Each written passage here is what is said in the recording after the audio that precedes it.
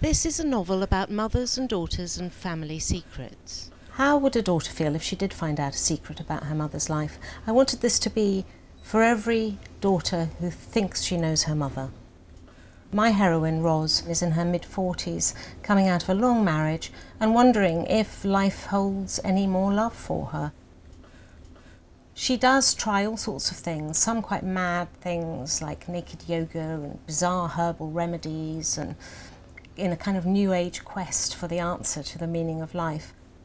Her mother has died a year before, and she discovers a secret about her mother's life which takes her to South Africa in the 1950s, which was a terrible time of apartheid, a brutal regime, lots of violence, and she discovers a mother that she never knew, and obviously it changes her image of her mother.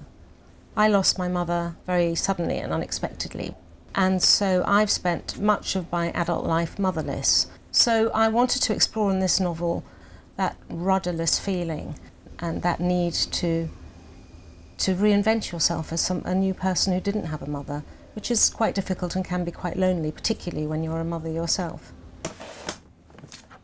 And another thing that sort of inspired me was that I had these little suitcases that had belonged to my parents, both of whom are now unfortunately dead. And I think when your parents die, you always hope that there will be one last message. You know, they've left behind something to tell you.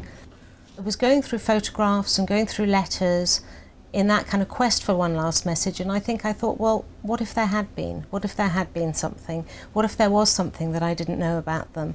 And that's really where the kind of germ for this novel grew, from a small suitcase that I found and that notion of what if.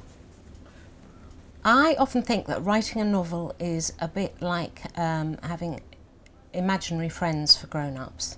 And there is something rather wonderful about it, because actually you can be very happy in your own head.